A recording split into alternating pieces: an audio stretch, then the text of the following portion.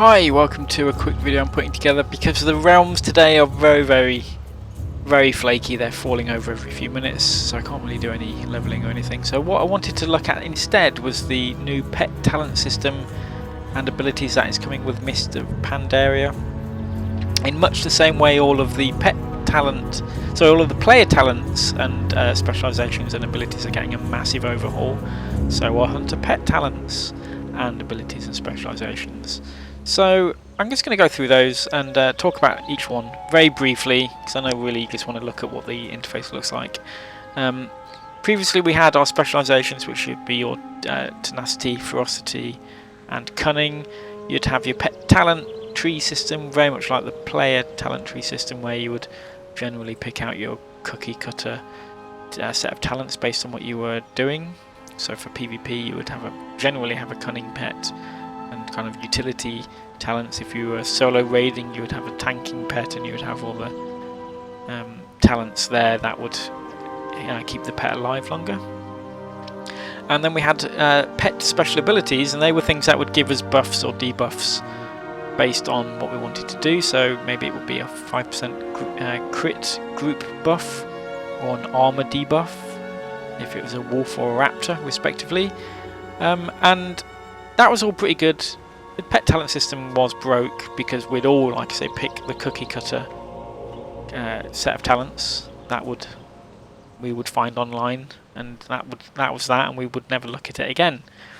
So how that's all changing now is we still get the same 3 specialisations that we would previously have had. So if we look at those, we still get Ferocity, Tenacity and Cunning, but we don't get the ability to pick talents, and thusly we lose a lot of those abilities that we would have had on our pets. And you're probably thinking immediately, that's really bad because now my pet's going to be doing less DPS, or my pet's going to die more easily, or I'm not going to have the same amount of utility when I'm doing PvP. Well, let me stop you there, because that's not necessarily the case. What is actually happening is a lot of those abilities that you would have picked anyway are now being combined into a core set of abilities that our pet gets. So I'm going to very quickly go through those and talk about the changes there. So for a Ferocity pet we get Rabid, Heart of the Phoenix and Dash and Spiked Collar. Rabid is a new one, and that is essentially replacing Call of the Wild. Call of the Wild was an ability that would affect, I think it was 10% buff to attack power for the hunter and the pet. It's on a 2-minute cooldown. Oh, it might be longer than a 2-minute cooldown. But now we get a 50% buff to attack power, but only for the pet. So we're losing our own buff, but the pet's getting a much greater buff. So that, I think, probably will level itself out. Heart of the Phoenix is something you would not normally have picked previously, because your pet should not die. There'll be rare occasions where it would, and you would kind of slap yourself on the wrist for making a stupid mistake, and then spend 10 seconds or so rezzing your pet and lose out in DPS. Now we'll get Heart of the Phoenix. That's pretty cool. That's a nice addition. Dash is the same. Spiked Collar has been buffed. It's like a combination of a number of different pet talents that you would have picked as part of your DPS cookie cutter talent spec. So that's the one where all of those other things have been rolled in. So now we're getting damage done by pet attacks is increased by 10%, increases pet haste by 10%, and increases your pet critical strike chance by 10%. So that's all good. I think Ferocity's fine. That's not a problem there at all. Tenacity, I didn't really do a lot of solo raiding. I did a little bit, but again, I just would pick the cookie color talent spec and be done with it. But essentially these are all the same. Our pet will end up with every buff that you would normally have gotten through your talent system, apart from, I think, you're missing out on dodge, but that's all. So all of the crit immunity and all that kind of stuff you should be getting as well. With Cunning, I believe it's the same news there as well. So that's all fine.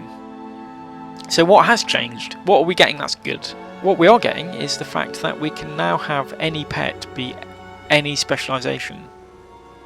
So no longer are we stuck with all cats being ferocity pets or all turtles being tenacity pets. We can now bring any pet to do any fight.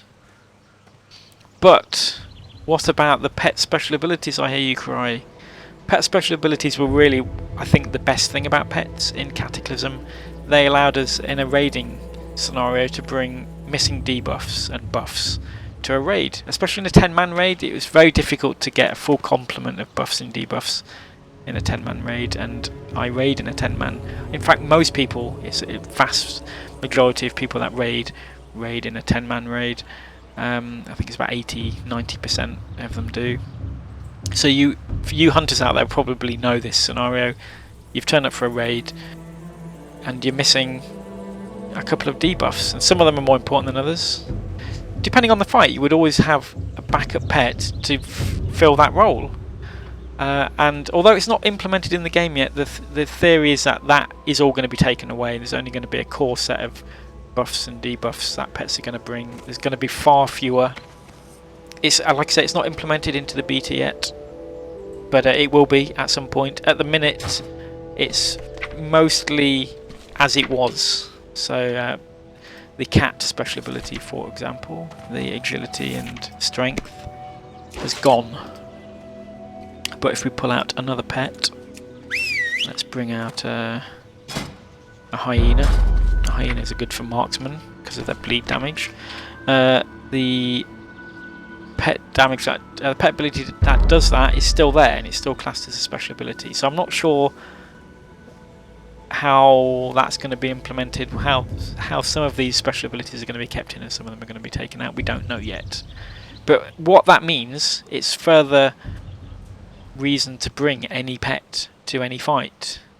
So you bring the pet that you think looks the coolest, or you bring any pet which matches the colour of your armour, or something like that. You know, there's no reason to stick with bringing a wolf anymore because that's the one that you think is bringing the best buff for your raid.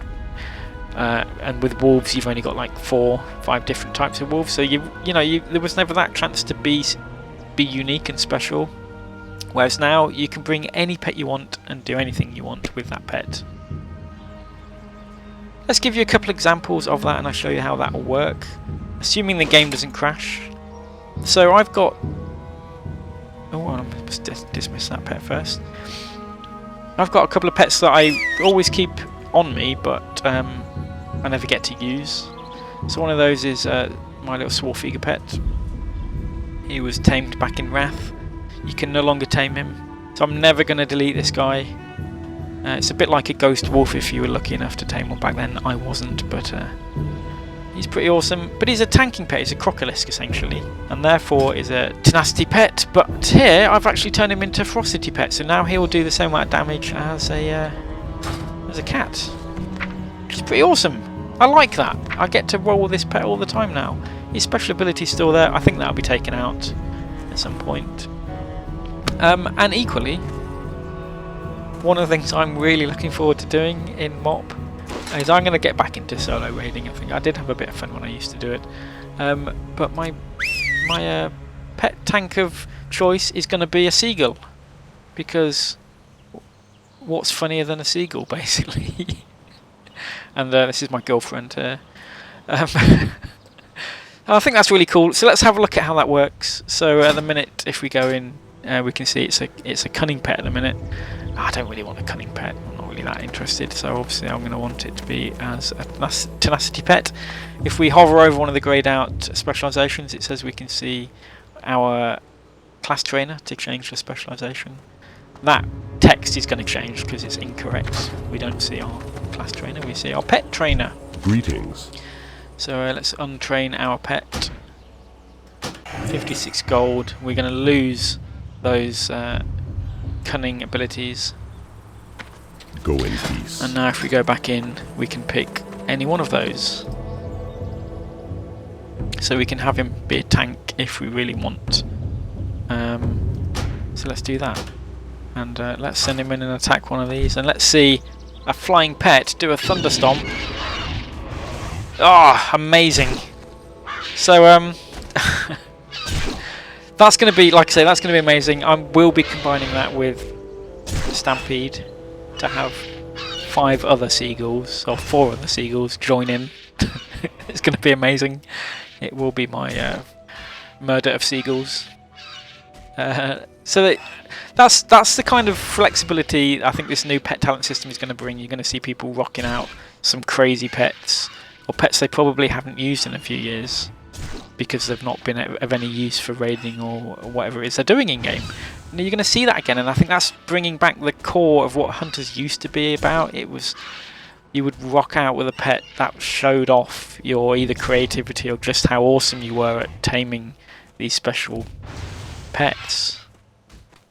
So yeah, I think the changes are good. It's something less we have to think about in terms of talents, and we get to tank raid bosses with seagulls. Doesn't get any better than that.